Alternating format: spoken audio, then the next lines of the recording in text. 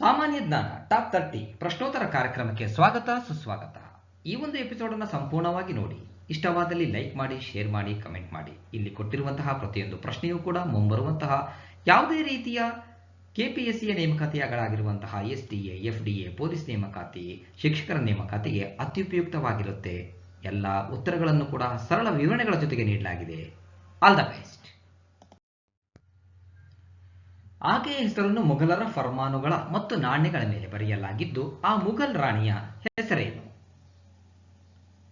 ನೂರ್ ಜಹಾನ್. ನೂರ್ ಜಹಾನ್ ಮುಘಲ್ ದೊರೆ ಜಹಾಂಗೀರ್ನ ಕೊನೆಯ ಹೆಂಡತಿ. ನೂರ್ ಜಹಾನಳ ಹೆಸರನ್ನು ಮೊಘಲರ ಫರ್ಮಾನುಗಳ ಮತ್ತು ನಾಣ್ಯಗಳ ಮೇಲೆ ಕೆತ್ತಲಾಗಿತ್ತು. One is the right answer. ತ್ರೈಪಾಕ್ಷಿಕ ಹೋರಾಟದಲ್ಲಿ ದಕ್ಷಿಣದ ಯಾವ ರಾಜಮನೆತನವು ಪ್ರಮುಖ ಪಾತ್ರ ವಹಿಸಿತ್ತು? ರಾಷ್ಟ್ರಕೂಟರು. ಕನ್ನಡಿಗರಾದ ರಾಷ್ಟ್ರಕೂಟರು ಕ್ರಿಸ್ತಶಕ 753ರಿಂದ ರಾಜ್ಯಭಾರ ನಡೆಸಿದರು. ದಕ್ಷಿಣ ಭಾರತದಿಂದ ಉತ್ತರ ಭಾರತದವರೆಗೂ ಸಾಮ್ರಾಜ್ಯ ವಿಸ್ತರಿಸಿದರು. ದಂತಿದುರ್ಗ ಈ ವಂಶದ ಸ್ಥಾಪಕ. ರಾಜಧಾನಿ ಮಾನ್ಯಖೇಟ ಆಗಿತ್ತು. 2 ಈಸ್ ದಿ ರೈಟ್ ಆನ್ಸರ್. ಪಶ್ಚಿಮದ ಜಲಯಾನದಿಂದ ಭಾರತವನ್ನು ತಲುಪಬಹುದೆಂದು ಮೊದಲು ಸಲಹೆಯನ್ನ ಇತ್ತವರು ಯಾರು? ಎರಾಟೋಸ್ಥನೀಸ್. ಎರಾಟೋಸ್ಥನೀಸ್ ಪ್ರಖ್ಯಾತ ಭೂಗೋಳಶಾಸ್ತ್ರಜ್ಞ. ಹಿಪೋಕ್ರಟಿಸ್ ಗ್ರೀಸ್ ದೇಶದವನು. ಇವನಿಗೆ ವೈದ್ಯಕೀಯ ಶಾಸ್ತ್ರದ ಪಿತಾಮಹ ಎನ್ನುವರು. 4 ಈಸ್ ದಿ ರೈಟ್ ಆನ್ಸರ್. ಒಬ್ಬ ಲೋಕಸಭಾ ಅಥವಾ ರಾಜ್ಯ ವಿಧಾನಸಭಾ ಸದಸ್ಯನು ಪೂರ್ವಾನುಮತಿ ಇಲ್ಲದೆ ಅಧಿವೇಶನಕ್ಕೆ ಎಷ್ಟು ದಿನಗಳು ಗೈರು ಹಾಜರಾದಲ್ಲಿ ಅವರ ಸ್ಥಾನವನ್ನು ತೆರವಾಗಿದೆ ಎಂದು ಘೋಷಿಸಬಹುದು? 60 ದಿನಗಳು. ಭಾರತದಲ್ಲಿ ಚುನಾಯಿತ ಸದಸ್ಯರು 2 ತಿಂಗಳು ಅಥವಾ 60 ದಿನಗಳ ಕಾಲ ಗೈರು ಹಾಜರಾದರೆ ಅವರ ಸ್ಥಾನವನ್ನು ತೆರವುಗೊಳಿಸಬಹುದು. 2 ಈಸ್ ದಿ ರೈಟ್ ಆನ್ಸರ್. ಸಸ್ಯಗಳು 2 ಬಗೆಯ ಸಾಗಾಣಿಕಾ ಅಂಗಾಂಶಗಳಾದ ಕ್ಸೈಲಮ್ ಮತ್ತು ಫ್ಲೋಯಂಗಳನ್ನು ಹೊಂದಿವೆ. ಅವುಗಳಲ್ಲಿ ಫ್ಲೋಯಂನ ಕಾರ್ಯವೇನು? ಆಹಾರ ಸಾಗಾಣಿಕೆ. ಆಹಾರ ಸಾಗಾಣಿಕೆ ಎಲೆಗಳಲ್ಲಿ ತಯಾರಾಗಿರುವಂತಹ ಆಹಾರವನ್ನು ಸಸ್ಯದ ಇತರ ಭಾಗಗಳಿಗೆ ಸಾಗಿಸುವುದು ಫ್ಲೋಯಂನ ಕಾರ್ಯ. ಹಾಗಾಗಿ ಇದನ್ನು ಆಹಾರ ವಾಹಕ ಅಂಗಾಂಶ ಎನ್ನುವರು. ನೀರು ಹಾಗೂ ಖನಿಜ ಲವಣಾಂಶಗಳನ್ನು ಸಾಗಿಸುವುದು ಕ್ಸೈಲಮ್ನ ಕಾರ್ಯ. ಬೇರಿನಿಂದ ಸಸ್ಯದ ಇತರ ಭಾಗಗಳಿಗೆ ಸಾಗಿಸುತ್ತದೆ. ಹಾಗಾಗಿ ಕ್ಸೈಲಮ್ ಅನ್ನು ಜಲವಾಹಕ ಅಂಗಾಂಶ ಎನ್ನುವರು. 2 ಈಸ್ ದಿ ರೈಟ್ ಆನ್ಸರ್. ಭಾರತವು 9 ಕಡಲ ತೀರದ ರಾಜ್ಯಗಳನ್ನು ಹೊಂದಿದೆ. ಆದರೆ ಹೆಚ್ಚಾಗಿ ಗುಜರಾತ್ ಕರಾವಳಿಯಲ್ಲಿ ಅರ್ಧಕ್ಕಿಂತಲೂ ಹೆಚ್ಚಿನ ಉಪ್ಪು ತಯಾರಾಗುವುದು. ಇದಕ್ಕೆ ಕಾರಣವೇನು? ಸಮುದ್ರ ನೀರಿನ ಬಾಷ್ಪೀಭವನದ ಮೂಲಕ ಉಪ್ಪಿನ ತಯಾರಿಕೆಗೆ ಕಡಿಮೆ ಮಳೆ ಮತ್ತು ಸಂಬಂಧಿಸಿದ ಆರ್ದ್ರತೆಗಳು ಸೂಕ್ತವಾಗಿರುವುದು. So 2 is the right answer. ಉಪ್ಪಿನ ತಯಾರಿಕೆಗೆ ಸಂಬಂಧಿಸಿದಂತೆ ಗುಜರಾತ್ ಉತ್ತಮ ವಾತಾವರಣ ಹೊಂದಿದೆ. ಆದ್ದರಿಂದ ಗುಜರಾತ್ನ ಕರಾವಳಿಯಲ್ಲಿ ಹೆಚ್ಚಿನ ಉಪ್ಪು ತಯಾರಾಗುತ್ತದೆ. ಮೊಹಮ್ಮದ್ ಗಜ್ನಿಯು ಭಾರತದ ಮೇಲೆ 17 ಬಾರಿ ದಾಳಿ ಮಾಡಿದನು. ಈ ದಾಳಿಗೆ ಮುಖ್ಯ ಕಾರಣ ಭಾರತದ ಸಂಪತ್ತನ್ನ ಕೊಳ್ಳೆ ಹೊಡೆಯುವುದು. ಮೊಹಮ್ಮದ್ ಗಜ್ನಿಯು ಕ್ರಿಸ್ತಶಕ 1000ರಲ್ಲಿ ಭಾರತದ ಮೇಲೆ ಮೊದಲ ಬಾರಿಗೆ ದಂಡಯಾತ್ರೆ ನಡೆಸಿ ಪಂಜಾಬಿನ ರಾಜ ಜಯಪಾಲನಿಗೆ ಸೋಲಿಸಿ ಖೈಬರ್ ಪ್ರದೇಶದ ಕೋಟೆ ಜಯಿಸಿದನು. 1 ಈಸ್ ದಿ ರೈಟ್ ಆನ್ಸರ್. ಜರ್ಮನಿಯ ಪ್ರಸಿದ್ಧ ಕಾರು ಯಾವುದು? ಮರ್ಸಿಡಿಸ್. ಜರ್ಮನಿಯ ಕಾರು ಮರ್ಸಿಡಿಸ್. ಇಟಲಿಯ ಕಾರು ಫಿಯೆಟ್. ಯುಕೆಯ ಕಾರು ಮರ್ಸಿಡಿಸ್. ಯುಎಸ್ನ ಕಾರು ರೋಲ್ಸ್ ರಾಯ್ಸ್. ಆಯಾ ದೇಶಗಳಲ್ಲಿ ತಯಾರಿಸುವ ಕಾರು ಕಂಪನಿಯ ಬ್ರಾಂಡ್ಗಳು. 3 ಈಸ್ ದಿ ರೈಟ್ ಆನ್ಸರ್. ಇವುಗಳಲ್ಲಿ ಸರಿಯಾದ ಹೇಳಿಕೆ ಗುರುತಿಸಿ. ಎ. ಶಿಂಷಾವು ಕಾವೇರಿಯ ಎಡತೋಳು ಭಾಗದ ಉಪನದಿಯಾಗಿದೆ. ಬಿ. ಕಬಿನಿಯು ಕಾವೇರಿಯ ಬಲತೋಳು ಭಾಗದ ಉಪನದಿಯಾಗಿದೆ. ಸಿ. ತುಂಗಭದ್ರೆಯು ಕೃಷ್ಣಾ ನದಿಯ ಬಲತೋಳು ಭಾಗದ ಉಪನದಿಯಾಗಿದೆ. ಎ, ಬಿ ಮತ್ತು ಸಿ 3 ಕೂಡ ಸರಿ. ಶಿಂಷಾ ಮತ್ತು ಕಬಿನಿ ಕಾವೇರಿ ನದಿಯ ಉಪನದಿಗಳು. ತುಂಗಭದ್ರಾ ನದಿಯು ಕೃಷ್ಣಾ ನದಿಯ ಬಲತೋಳ ಭಾಗದ ನದಿಯಾಗಿದೆ. 4 is the right answer.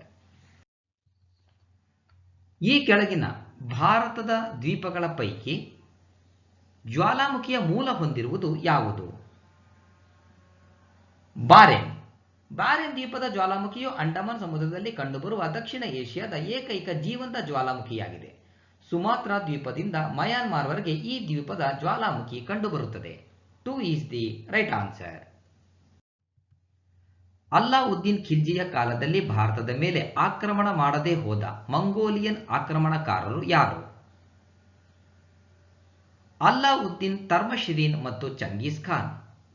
Alauddin ಖಿಲ್ಜಿಯ ಕಾಲದಲ್ಲಿ ಅಂದರೆ 1296 1316 ಮಂಗೋಲರು ಭಾರತದ ಮೇಲೆ ಒಟ್ಟು 5 ಬಾರಿ ದಾಳಿ ಇಟ್ಟರು. ಮಧ್ಯ ಏಷ್ಯಾದ ಕಾಡು ಜನರಾದ ಮಂಗೋಲರು ಲೂಟಿಗಾರರು, ಕ್ರೂರಿಗಳು ಆಗಿದ್ದರು. 4 ಈಸ್ ದಿ ರೈಟ್ ಆನ್ಸರ್. ಕೇಂದ್ರೀಯ ಆಹಾರ ಶೇಖರಣಾ ಮಳಿಗೆ ಸ್ಥಾಪಿಸಿದ ವರ್ಷ ಮಾರ್ಚ್ 2, 1957. ಕೇಂದ್ರೀಯ ಶೇಖರಣಾ ಮಳಿಗೆ ನಿಗಮವನ್ನು ಆಹಾರದ ಸಮಸ್ಯೆಯನ್ನು ನೀಗಿಸಲು ಮಾರ್ಚ್ 2, 1957ರಲ್ಲಿ ಸ್ಥಾಪಿಸಲಾಯಿತು. ಇದರ ಕೇಂದ್ರ ಕಚೇರಿ ನವದೆಹಲಿಯಲ್ಲಿದೆ. 1 ಈಸ್ ದಿ ರೈಟ್ ಆನ್ಸರ್. ಈ ಮುಂದಿನ ಯಾವ ನಿಯತಕಾಲಿಕ ಗಾಳಿಯು ಸಮುದ್ರದಿಂದ ಭೂಮಿಯ ಕಡೆಗೆ ಬೀಸಿ ಬೇಸಿಗೆಯ ಮುಂಗಾರನ್ನು ಉಂಟು ಮಾಡುತ್ತದೆ? ನೈಋತ್ಯ. 3 is the right answer. BP Mandal 2ನೇ ಹಿಂದುಳಿದ ವರ್ಗಗಳ ಆಯೋಗವು ನೇಮಕವಾಗಿದ್ದು ಮತ್ತು ಅದು ತನ್ನ ವರದಿ ಸಲ್ಲಿಸಿದ್ದು 1979 ಮತ್ತು 1980. ಮಂಡಲ್ ಸಮಿತಿಯನ್ನು ಜನವರಿ 1, 1979ರಲ್ಲಿ ಜನತಾ ಸರ್ಕಾರ ಅಧಿಕಾರದಲ್ಲಿದ್ದಾಗ ಸಾಮಾಜಿಕ ಹಾಗೂ ಶೈಕ್ಷಣಿಕವಾಗಿ ಹಿಂದುಳಿದ ವರ್ಗಗಳ ಪರೀಕ್ಷೆಗೆ ನೇಮಿಸಲಾಗಿತ್ತು. 2 ಈಸ್ ದಿ ರೈಟ್ ಆನ್ಸರ್. ಸುಸ್ಥಿರ ಅಭಿವೃದ್ಧಿ ಪರಿಕಲ್ಪನೆಯು ಡ್ಯಾಶ್ ಅನ್ನು ಆಧರಿಸಿ ರೂಪಿತವಾಗಿದೆ. ಪರಿಸರ ಮತ್ತು ಅಭಿವೃದ್ಧಿ ಉಪಕ್ರಮದ ಮೇಲಿನ ವಿಶ್ವ ಬ್ಯಾಂಕ್ ಸಮ್ಮೇಳನ 1992. ಸುಸ್ಥಿರ ಪರಿಸರ ಅಭಿವೃದ್ಧಿಗಾಗಿ ವಿಶ್ವ ಬ್ಯಾಂಕ್ ಸಮ್ಮೇಳನ 1992 ಏಪ್ರಿಲ್ 30ರಿಂದ ಮೇ 1ರವರೆಗೆ ವಾಷಿಂಗ್ಟನ್ನ ಡಿಸಿಯಲ್ಲಿ ನಡೆದಿತ್ತು. 1 is the right answer. Karnataka ರಾಜ್ಯ ಪ್ರವಾಸೋದ್ಯಮ ಅಭಿವೃದ್ಧಿ ನಿಗಮವು ಈ ಕೆಳಗಿನ ಯಾವ ವರ್ಷದಿಂದ ಪ್ರಾರಂಭವಾಯಿತು?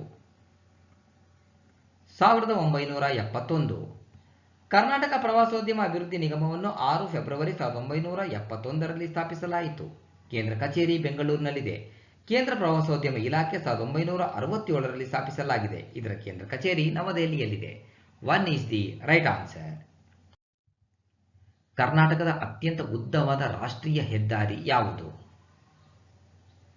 NH-30 ರಾಷ್ಟ್ರೀಯ ಹೆದ್ದಾರಿ 13 ಮಂಗಳೂರು, ಮೂಡುಬಿದಿರೆ, ಕೊಪ್ಪ, ಶಿವಮೊಗ್ಗ, ಚಿತ್ರದುರ್ಗ, ಹೊಸಪೇಟೆ, ಇಳಕಲ್, ವಿಜಯಪುರ ಮಾರ್ಗವಾಗಿ ಸೊಲ್ಲಾಪುರ ಸೇರುವ NH-13 ರಾಜ್ಯದ ಅತಿ ಉದ್ದವಾದ ರಾಷ್ಟ್ರೀಯ ಹೆದ್ದಾರಿ.